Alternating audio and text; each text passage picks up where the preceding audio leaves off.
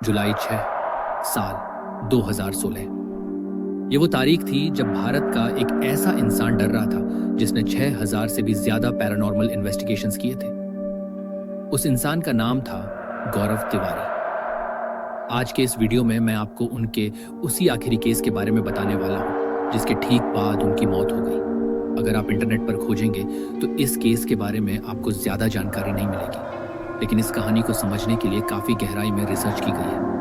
आज मैं ये जानने की कोशिश करूंगा कि गौरव तिवारी का आखिरी केस क्या था और ऐसा क्या हुआ जिसके बाद उनकी जिंदगी हमेशा के लिए खत्म हो गई। इंट्रो ज्यादा लंबा नहीं करेंगे, सीधे कहानी शुरू करते हैं। लेकिन उससे पहले अगर आपको हॉरर, मिस्टीरियस और हिस्टोरिकल कहानियां पसंद है तो चैनल को सब्सक्राइब जरूर कर लीजिए। साल 2009 में गौरव तिवारी ने इंडियन पैरानॉर्मल सोसाइटी की शुरुआत की। ये सोसाइटी उन मामलों की जांच करती थी जो आम समझ से परे होते थे, ऐसे केस जहां इंसान का व्यवहार अचानक बदल जाता है और जिनका सीधा संबंध पैरानॉर्मल घटनाओं से जोड़ा जाता है। एक दिन गौरव तिवारी को दिल्ली के जनकपुरी इलाके से एक कॉल आई।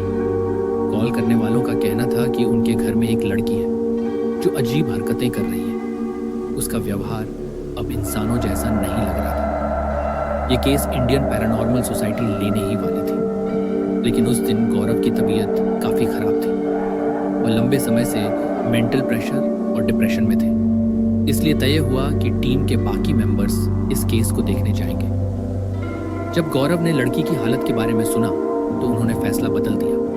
उन्होंने कहा, अगर हालत इतनी खराब है तो मुझे खुद जाना चाहिए। कुछ लोगों का मानना है कि यह केस महीनों पुराना था, लेकिन गौरव के पिता के अनुसार यह वही केस था जो उनकी मौत से सिर्फ एक रात पहले हुआ। जो भी हुआ वो रात बेहद रहस्यमयी और खतरनाक थी। उस रात शाम हो चुकी थी। गौरव और उनकी टीम इक्विपमेंट्स गाड़ी में रख रहे थे।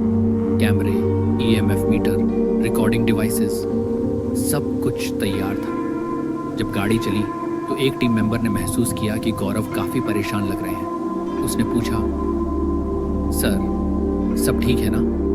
गौरव ने जवाब दिया, पता नहीं क्यों, लेकिन जब भी मैं शांत बैठने की कोशिश करता हूं ऐसा लगता है कोई ताकत मुझे रोक रही है।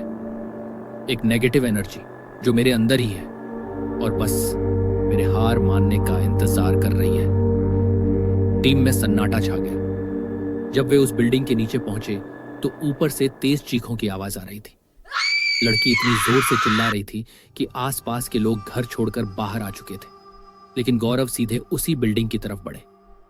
जैसे जैसे लिफ्ट ऊपर जा रही थी आवाजें और तेज होती जा रही थी। गौरव कभी भी सीधे एक्सोर्सिज्म नहीं करते थे। वह पहले यह समझने की कोशिश करते थे कि कहीं यह मेंटल इलनेस तो नहीं, स्किज़ोफ्रेनिया, DID या कोई और साइकोलॉजिकल डिसऑर्डर। उनका मानना था सबसे बड़ा रहस्य इंसान का दिमाग होता है। जैसे ही गौरव घर के अंदर गए लड़की की चीखें अचानक बंद हो गईं। वह शांत हो गई। लड़की के पिता हैरान रह गए। लड़की गौरव को देखकर मुस्कुराई और कमरे के अंदर चली गई। पिता बोले, मैंने अपनी बेटी को इतना शांत कई महीनों में नहीं देखा। लड़की पहले कॉलेज जाती थी, दोस्तों से मिलती थी, खुश रहती थी। फिर अचानक सब बदल गया। उसने कॉलेज जाना बंद कर दिया, खुद को कमरे में बंद रखने लगी। एक रात वह हाथ में खंजर लेकर अपने माता पिता के कमरे में आई। उस दिन के बाद हालात और बिगड़ते चले गए।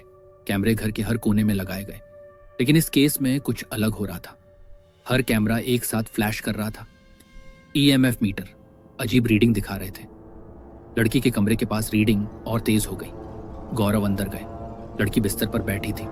उसने कहा, आ गया तू? गौरव ने पूछा, कौन है तू? लड़की बोली, इस घर की हर बल्ला तुझे जानती है। आज एक और को साथ लेकर जाएगा। गौरव को महसूस हुआ जैसे आवाज उसके पीछे से आ रही, लेकिन वह पीछे नहीं मुड़े। बाहर एक टीम मेंबर कैमरा फुटेज देख रहा था। उसे दीवारों के पीछे काली आकृतियां दिखीं। वह दौड़कर कमरे में पहुंचा। अंदर गौरव एकदम स्थिर खड़े थे। लड़की मुस्कुरा रही थी। टीम को पहली बार गौरव डरते हुए दिखाई दिए। इन्वेस्टिगेशन के बाद गौरव ने वही किया जो वह हर केस में करते थे। उन्होंने कहा, जो भी है मेरे साथ चलो, इस जगह को छोड़ दो। घर लौटते वक्त वह बहुत शांत थे। रात करीब 1:30 बजे वह घर पहुंचे। पत्नी ने पूछा, इतना देर क्यों हुई? गौरव ने कहा। सब लौट आया है, अब वो मेरी मौत देखना चाहते हैं। 7 जुलाई 2016।